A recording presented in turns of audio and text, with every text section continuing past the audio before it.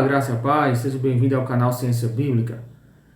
Nesse vídeo eu quero trazer a corrente teológica a qual eu acredito ser a mais coerente e que melhor responde a alguns probleminhas, de interpretação, algumas lacunas, entre aspas, que as escrituras nos deixam, e que eu convido você a ficar nesse vídeo, que será um estudo, mas tentarei ser mais breve e simples e direto possível, para que possamos entender uma corrente que também é mal interpretada. Alguns não conhecem, muitos crescem em suas igrejas também só aprendendo uma única visão, e quando comparamos com uma outra visão, acabamos sendo surpreendidos, como eu fui. Passei muito tempo sendo pré-milenista, mas nos meus estudos, nos meus avanços, nas minhas curiosidades, sempre vendo homens de Deus diferentes, estudos diferentes, estudando com 3, 4 Bíblias de linguagem diferente, a gente vai chegando a uma melhor conclusão, e mais coerência no que diz respeito aos eventos finais. Então, amilenismo, que é a palavra no seu sentido que explica não há reino milenar, ou não há um reino literal, no seu significado da palavra. No capítulo 20, versículos de 1 a 3, que diz assim: E vi descer do céu um anjo que tinha a chave do abismo e uma grande cadeia na sua mão. Ele prendeu o dragão, a antiga serpente, que é o diabo e Satanás, e amarrou-o por 1000 anos. E lançou-o no abismo, e ali encerrou, e pôs selo sobre ele, para que mais não engane as nações, até que os 1000 anos se acabem, e depois importa que seja solto por um pouco de tempo. Então, meus irmãos, aqui é a principal passagem e a única passagem no único capítulo que esboça uma ideia de um reino literal de 1000 anos na Terra. E a partir dessa base, desses versículos, desse único capítulo, se fundiu uma doutrina, escatológica, a qual muitos, talvez a maioria, talvez seja predominante, eu não tenho os dados, mas muitos acreditam que haverá um reino milenar intermediário, de 1000 anos literais, para depois Jesus Cristo inaugurar novos céus e nova terra, para toda a sua igreja, o seu povo, nas mansões celestiais, com a Nova Jerusalém, enfim.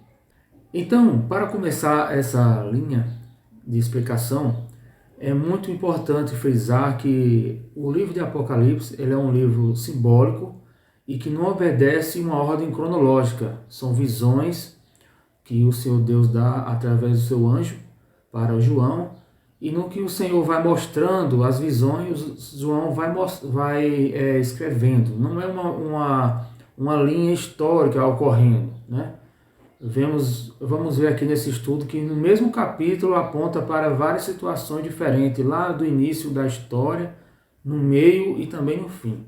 Um detalhe muito importante que no estudo de teologia compreendemos que uma das coisas que nos é passada, princípios de hermenêutica, todas aquelas lições que aprendemos, quem estuda teologia, sabe que textos obscuros temos que ter bastante cuidado. O que é que geralmente fazemos é lançar luz através de outros textos que são mais explicados e que são mais abrangentes nas escrituras, para lançar luz para aquele texto obscuro, que é o que a visão amilenista faz, que vamos fazer nesse vídeo, porque se trata de uma única passagem que mostra um reino milenar literal de 1000 anos, porque sabemos que Apocalipse é de muita figura, de muitas alegorias, e que devemos ter esse bastante cuidado ao lermos o livro de Apocalipse. Então, como eu acredito que esse 1000 anos é uma linguagem a qual o Senhor deixou para a igreja para ficar com uma certa proteção para os anos finais, os séculos vindouros, para que a interpretação fosse somente para os cristãos, a sua igreja, porque o livro de Apocalipse foi escrito para a igreja. E é bem interessante em Atos 1, versículos 6 e 7, quando Jesus vai subir de volta para a sua glória, um dos apóstolos pergunta, né, Senhor, quando será o fim dessas coisas? Que sinais será, tal? E Jesus disse, não compete a vós saber as estações e os tempos.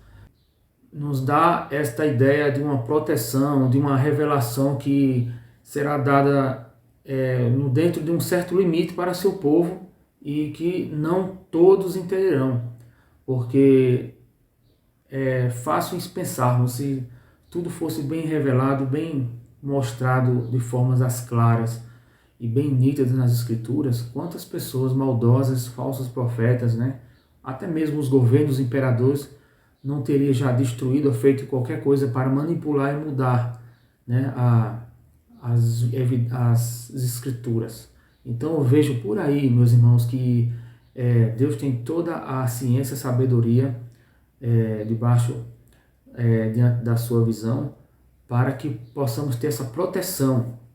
Por isso que existem as linhas escatológicas, existem muitos homens de Deus, teólogos, que creem de uma forma, e muitos outros homens de Deus, teólogos, escatológicos, pregadores, conferencistas, pastores, que entendem de outra forma. Isso não quer dizer que seja heresia ou seja um menos inteligente que o outro, não é isso.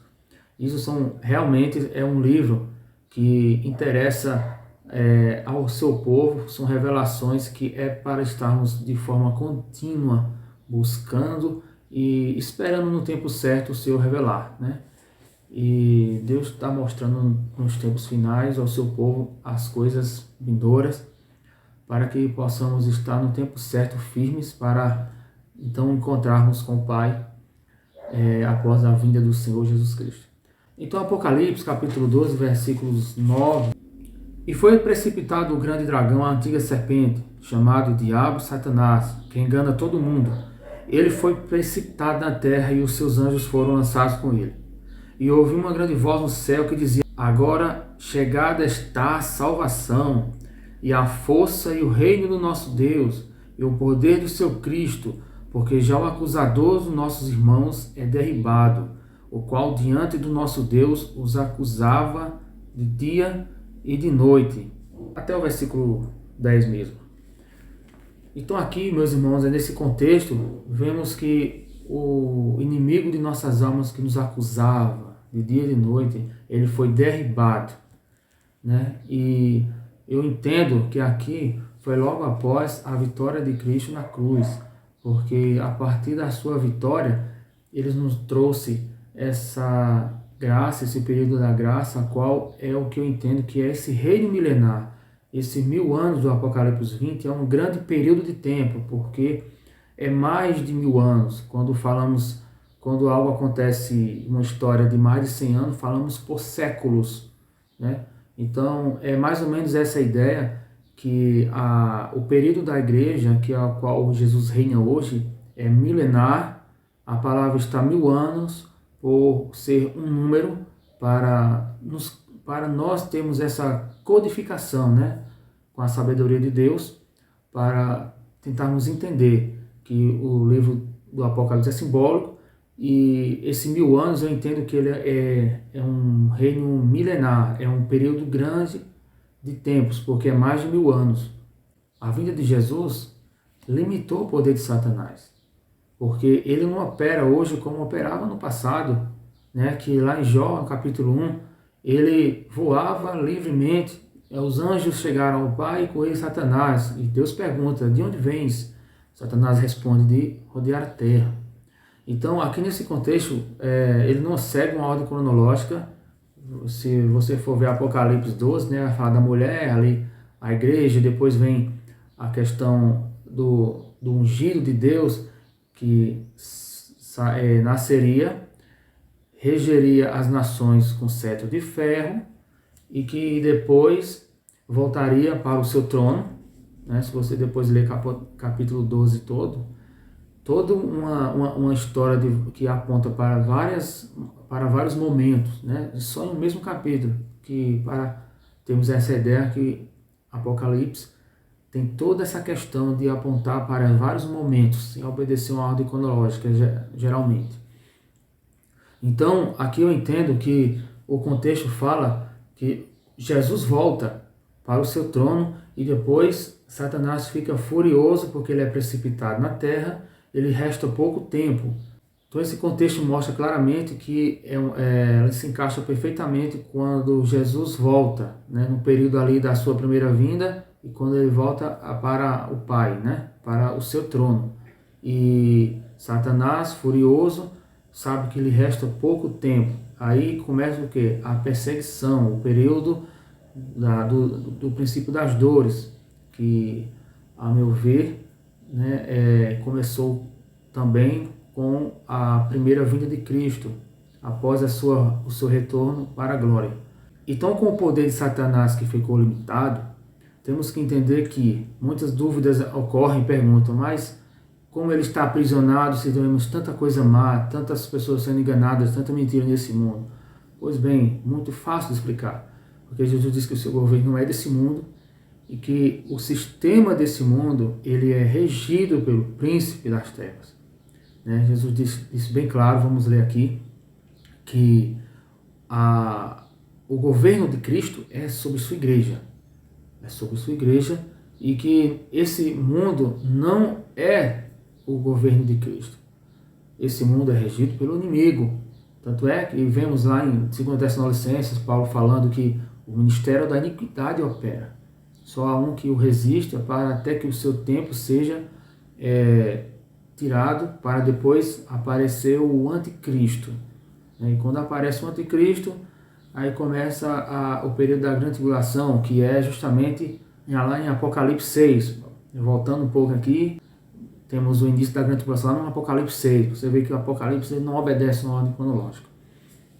Então, o reino milenar é um período de tempo a qual se deu início à primeira vinda de Cristo, e que fez com que Satanás não mais enganasse as nações, no sentido que o evangelho não fosse mais pregado, que as nações não pudessem vir aceitar a Cristo, prender o evangelho, com tantos países que tem aí, comunistas, por exemplo, que mesmo assim muitos cristãos estão se convertendo.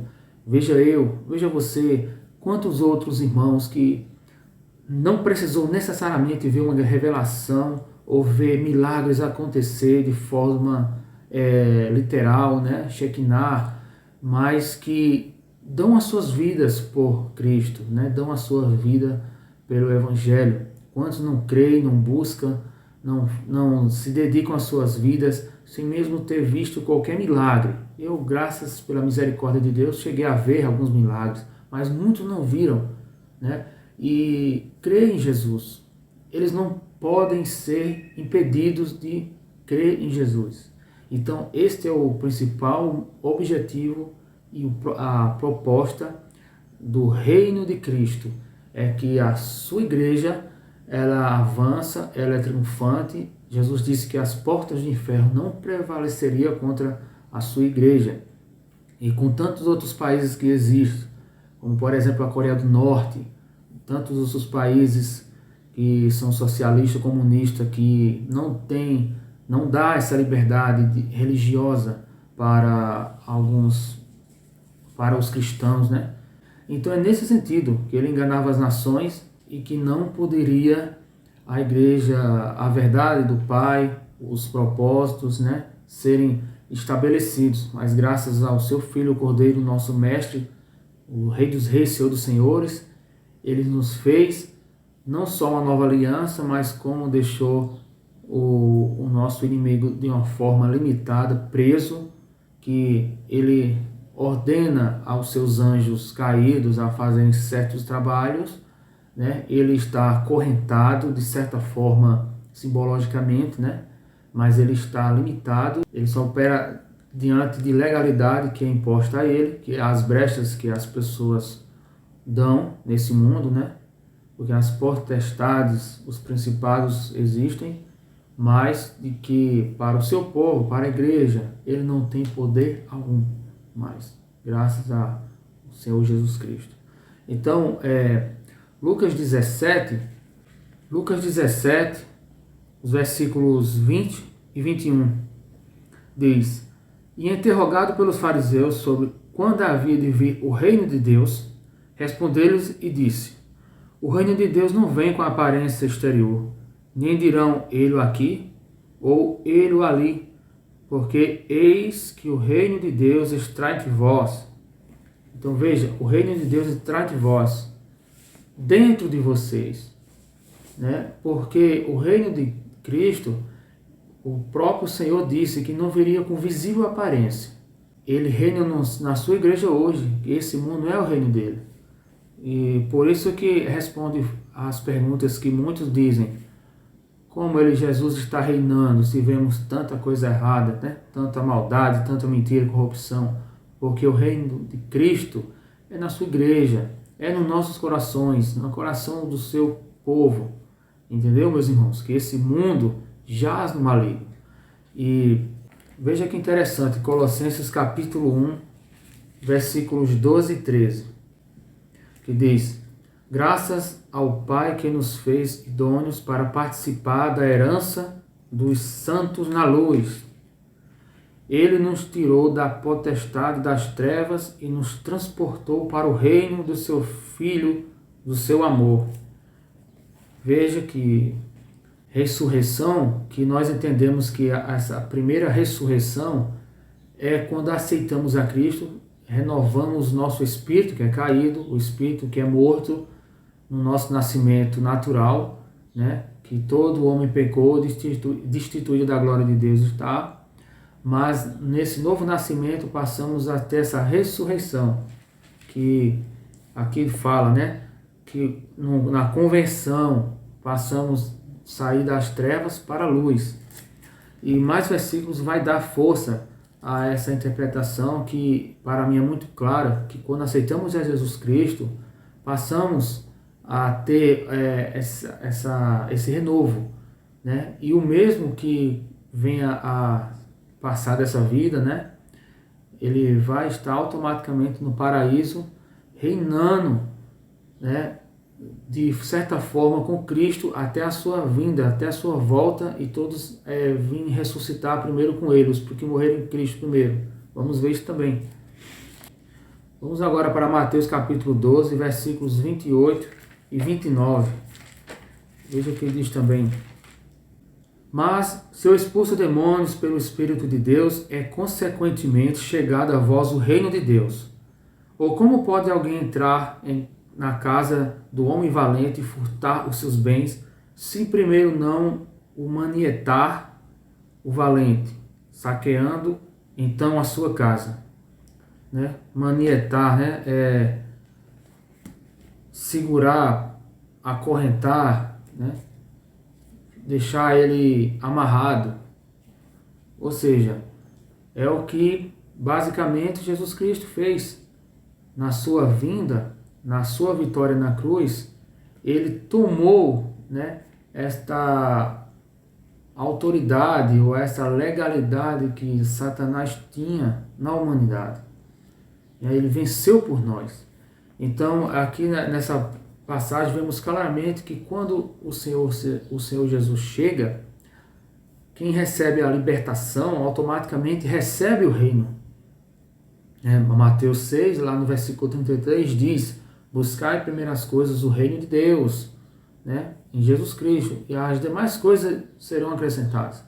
Então veja que quando Jesus Cristo chega para uma pessoa e essa pessoa o recebe o reino. Ao mesmo tempo que se essa pessoa não recebe, vai ficar uma casa vazia, e um inimigo que foi expulso, mais na frente, se ele voltar e ver essa casa vazia, vai trazer com ele outros 7 demônios para atormentar, e o estado dessa pessoa será pior, né? Como o restante das escrituras aqui no capítulo vai dizer. Agora veja o que diz Marcos capítulo 4. Marcos 4, versículos 30 ao 32. Diz assim: e dizia: a que semelharemos o reino de Deus? Ou com que parábola o representaremos? é como um grão de mostarda, que quando se semeia na terra, é a menor de todas as sementes que há na terra.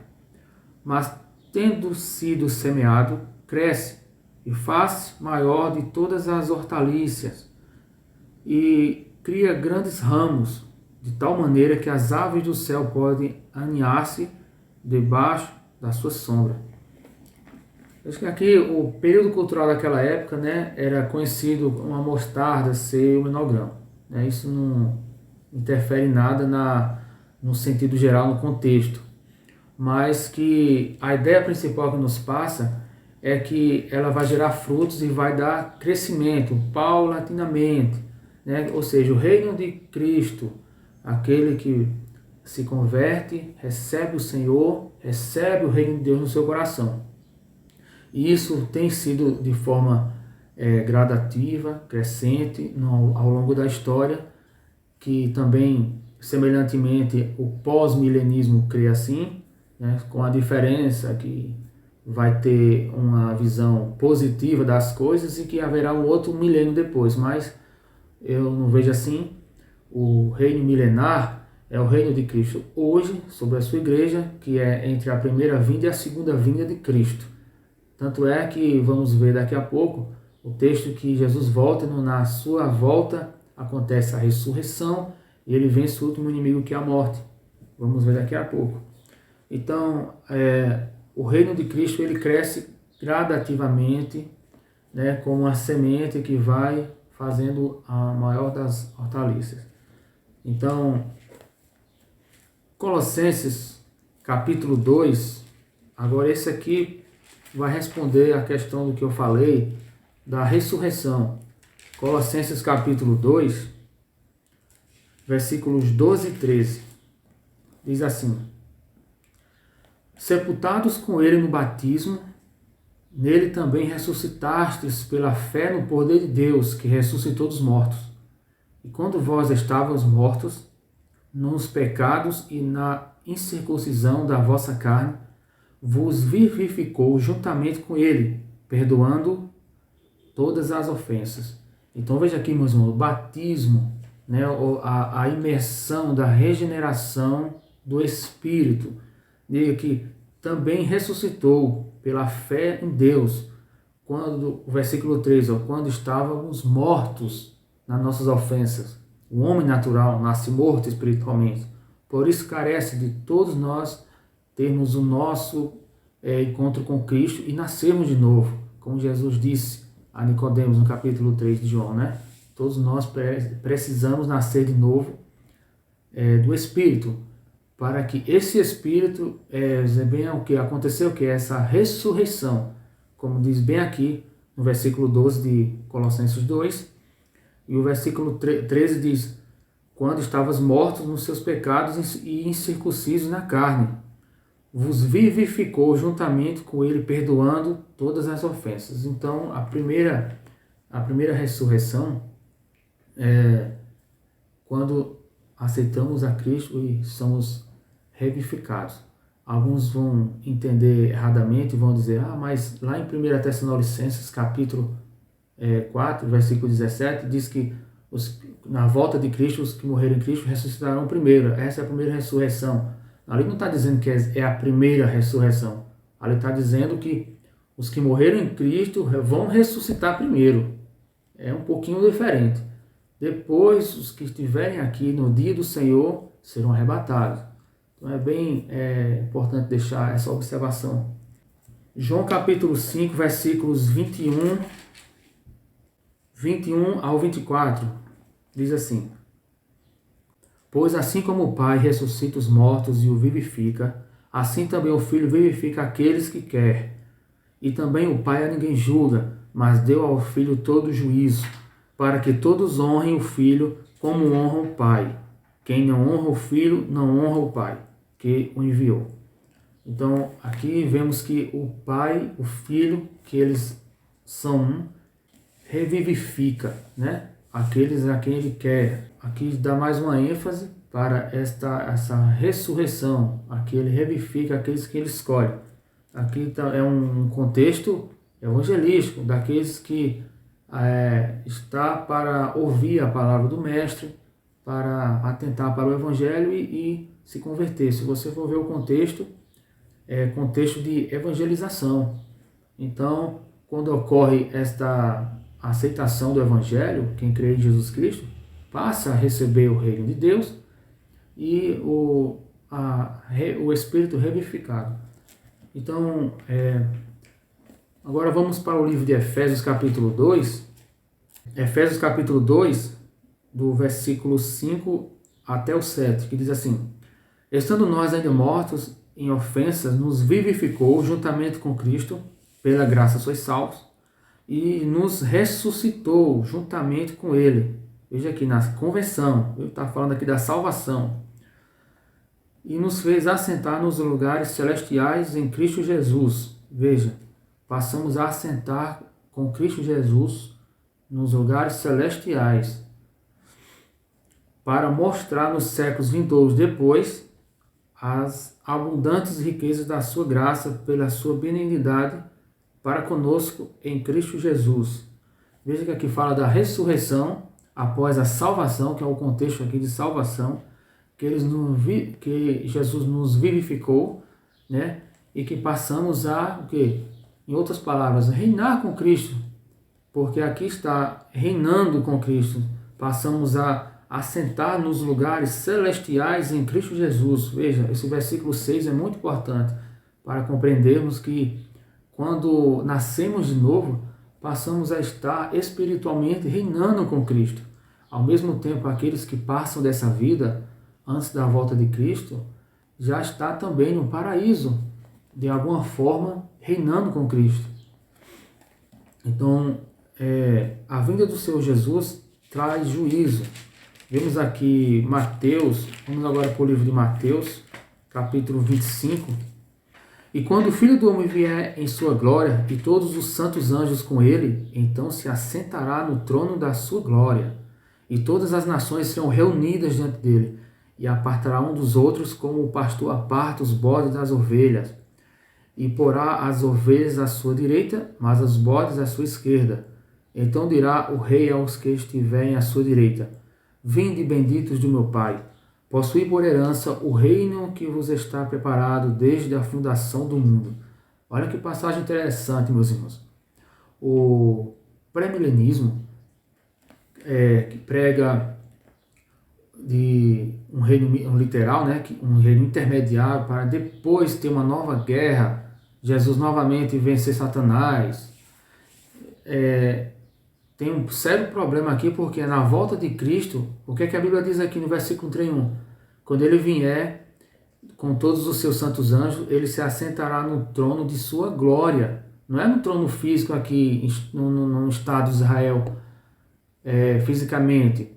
Porque o que eu entendo, quem vai assentar-se ali é o anticristo, que vai se passar por Messias no período da grande tribulação. É ele que vai assentar. Porque quando Jesus volta, é claro aqui, versículo 32, e todas as nações serão reunidas diante dele, e apartará um dos outros, como o pastor aparta os bodes das ovelhas. E então dirá o rei aos que estiverem à sua direita: vinde, bendito do meu Pai, possui por herança o reino de Deus, e aqui vai dar início já o reino eterno de Cristo, né? Que está preparado desde a fundação do mundo. Aqui já vemos juízo.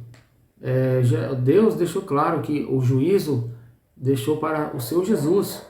Quando ele vem na sua volta, não tem mais segunda chance, como o pré-tribulacionismo prega, né? O reino literal traz, esse reino milenar literal traz grandes problemas, porque faz com que exista uma ressurreição a mais, que exista pessoas glorificadas em Cristo, com pessoas que ainda estão no corpo natural, vivendo, procriando no reino milenar, né, fazendo famílias, morrendo, né?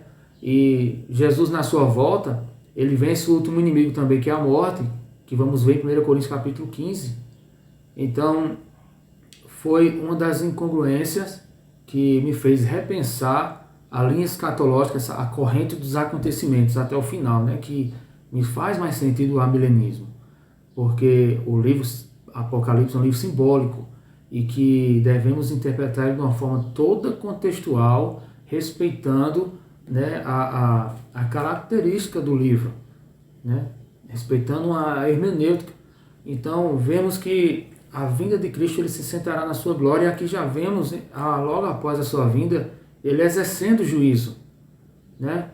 Então Jesus voltar para haver depois um reino milenar, um reino intermediário, para depois haver uma nova rebelião. Veja que pouca força de persuasão, Jesus Cristo reinando na terra, os pré-milenistas pregam, o próprio Jesus reinando na terra, com paz, justiça, amor, as famílias, pessoas plantando e colhendo das suas vinhas de forma justa, sem nenhum problema, e Satanás ser solto e ele enganar nações ainda, novamente.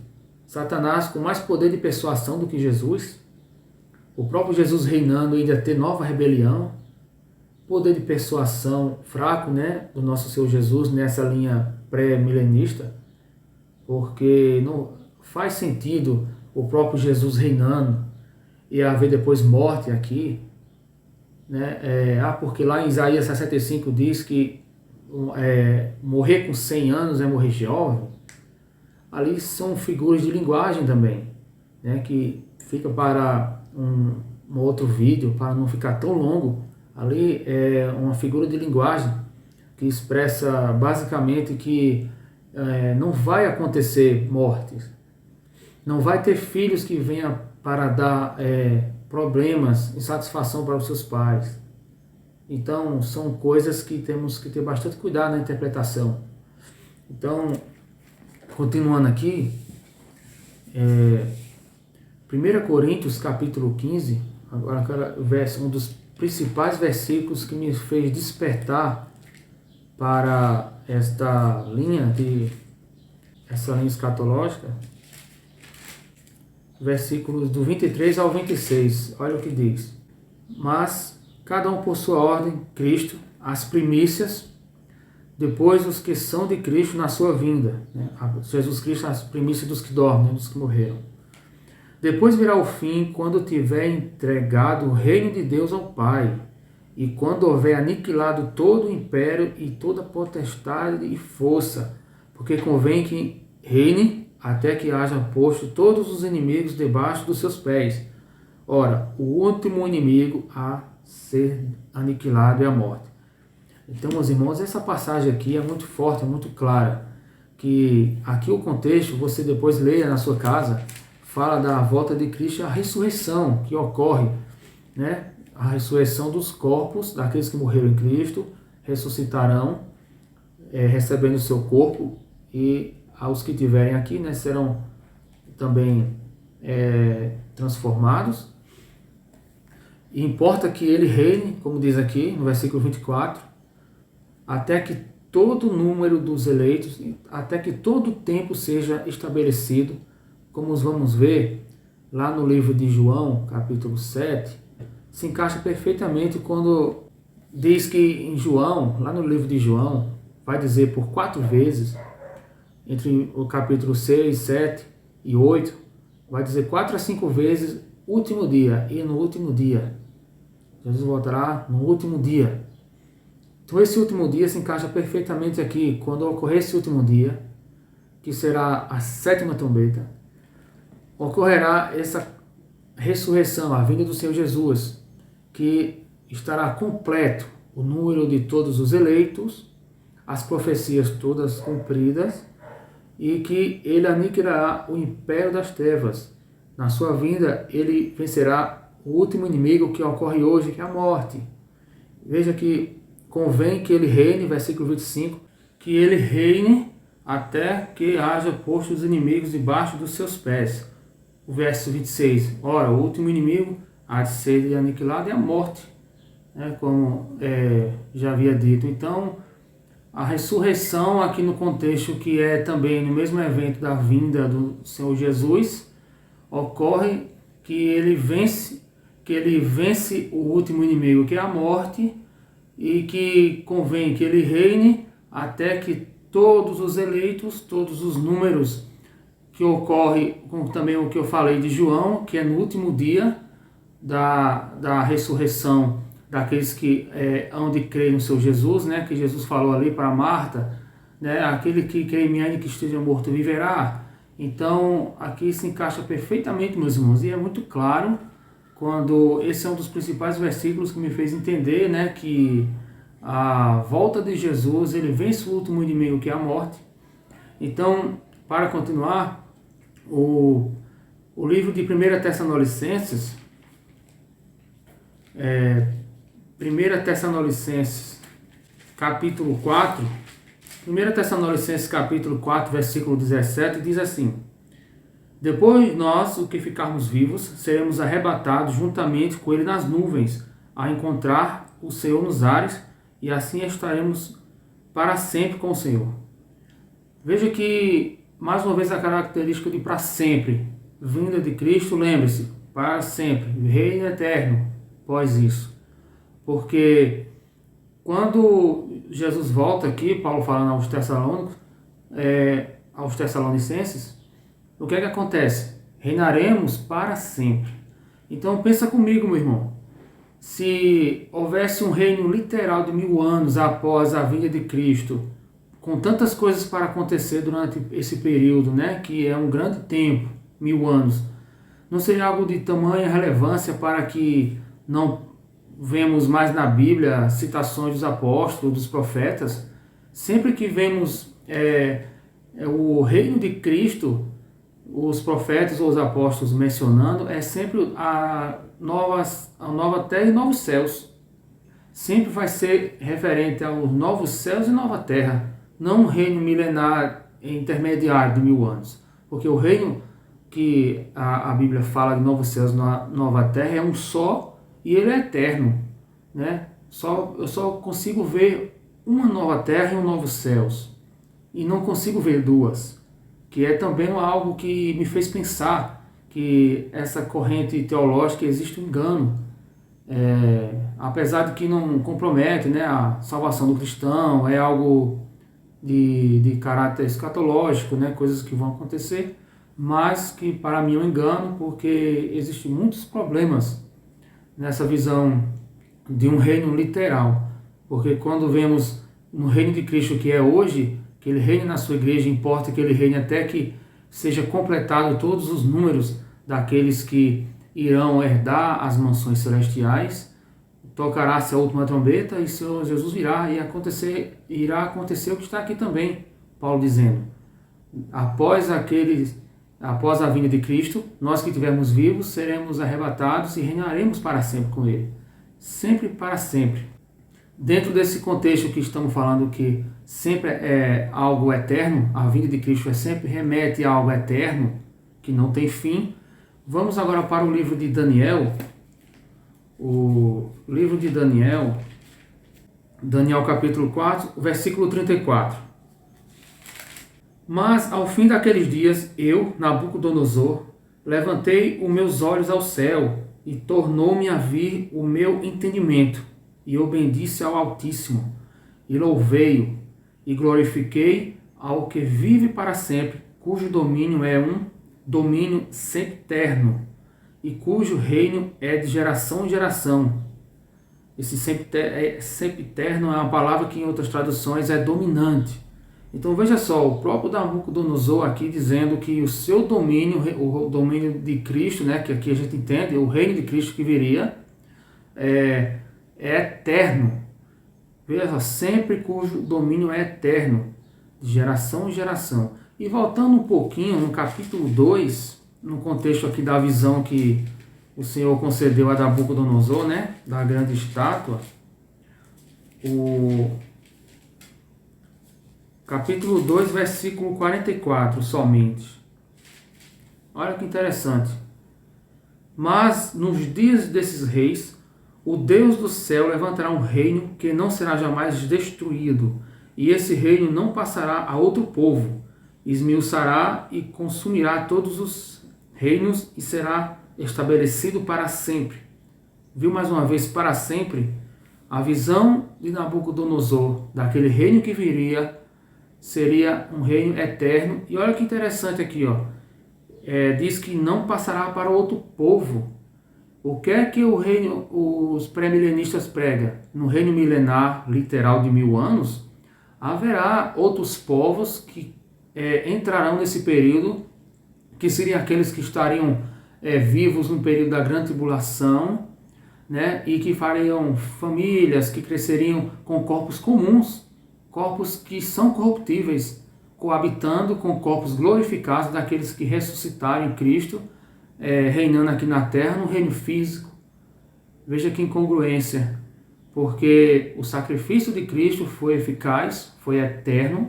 Vemos lá claramente nos estudos o autor aos Hebreus, a partir do capítulo 5 até lá o capítulo 9, até o 8, 9, vemos o sacerdócio, o sumo sacerdócio real, que fez um único sacrifício vivo, eficaz, e nos trouxe essa aliança que fez com todos os povos, como diz também Efésios capítulo 2, que o Senhor Jesus desfez toda a inimizade e que não existe outros povos. Então aqui diz que claramente não passará para outros povos, mas os pré-milenistas pregam que outros povos entrarão nesse reino, precisarão fazer sacrifícios, guardar algumas cerimônias, fazer todo aquele rito do tabernáculo, né, que era predito entre os profetas, os pequenos profetas, né, da antiga aliança, para assim eles conseguirem a salvação, ou seja, reduzindo o sacrifício de Cristo, não sendo mais uma salvação pela graça, pela salvação em Jesus, né? Então, um outro problema que eu vi no pré-milenismo, né? Que faz com que reduza o sacrifício sacerdotal de Jesus e fazendo que praticamente seja salvação pelas obras, né? Se aqueles que estarão vivos no período do milênio, porque ele se assegura numa parte que diz lá em Isaías 65, né, que aquele que morrer com 100 anos morrerá jovem e não terá velhos que consiga terminar seus dias. Mas aquilo é uma linguagem metafórica, ali é uma linguagem figurada, que tem que entender de uma forma que seja com uma linguagem de expressão de força, que muitas vezes a Bíblia se utiliza. Então, para mim, não vejo morte, não consigo ver morte. Eu não consigo ver outros povos tentando herdar as mansões celestiais pelas obras. Isso é incoerente com as Escrituras. E mais um versículo, em Apocalipse capítulo 11, só o versículo 15. Veja como é interessante. Diz, a sétima trombeta, e tocou o sétimo anjo a trombeta, e houve no céu grandes vozes, que diziam, os reinos do mundo vieram a ser do nosso Senhor e do seu Cristo, e ele reinará para todos sempre. Veja aí, meus irmãos, mais uma vez, né, a partir da vinda de Cristo, a Bíblia expressa claramente, versículo 15 do Apocalipse 11, os reinos do mundo, todo mundo será do Cristo, do nosso Senhor, Rei dos Reis, e para sempre, mais uma vez. Porque esse reino intermediário de 1000 anos não é citado, não tem relevância alguma nas Escrituras, somente é frisado no capítulo 20 de Apocalipse. Então, não faz coerência com as Escrituras, esse 1000 anos literal, por mais que pareça, porque muitos acreditam, né? Muitos defendem, mas fazendo um estudo bem minucioso, né, obedecendo todas as observâncias de cada característica do livro, fazendo toda uma análise fiel, fazendo toda uma hermenêutica e usando também as concordâncias, né, dos contextos, Daniel, Apocalipse, os livros dos apóstolos, as palavras do Senhor Jesus nas cartas, tal. Então vamos ver que faz mais sentido para mim, eu vejo para mim o reino milenar de Cristo hoje acontecendo na igreja, que a igreja avança, a igreja cresce, independente de todo o mal que vem contra ela, de todas as perseguições e restrições, os reinos todos serão do Senhor Jesus. E para sempre, né? Porque no reino milenar literal, vai acontecer uma nova luta de Satanás, faz do Senhor Jesus um Jesus mais fraco, porque ele sendo o próprio mestre, reinando na terra, fazendo a justiça com cetro de ferro, sem imparcialidade, todos os homens aqui na terra plantando e colhendo justamente, sem dois pesos, sem duas medidas, o amor e a paz pairando, e Satanás ser solto e ele enganar as nações. Veja como é pouca força de persuasão o Jesus do pré-milenismo, o milênio literal. Então, eu não consigo ver isso, meus irmãos. A gente tem que colocar na cabeça que as verdades bíblicas, elas não fogem da coerência. Nós que somos incoerentes, mas a Bíblia não. Então, um último versículo para encerrar esse estudo do amilenismo, eu queria deixar aqui de um apóstolo, voltando só um pouquinho, segunda carta de Pedro, 2 Pedro, capítulo 3, versículo 13, que diz: mas nós, segundo a sua promessa, aguardamos novos céus e nova terra, em que habita a justiça. Então, mais uma vez, como todas as citações bíblicas, fala de novos céus e nova terra. Se o reino milenar de 1000 anos fosse verdadeiro, fosse, ao meu ver, que não teria que ter uma relevância, teria que ter uma certa importância nas Escrituras. Ele não é mencionado nem uma única vez pelos profetas, os apóstolos.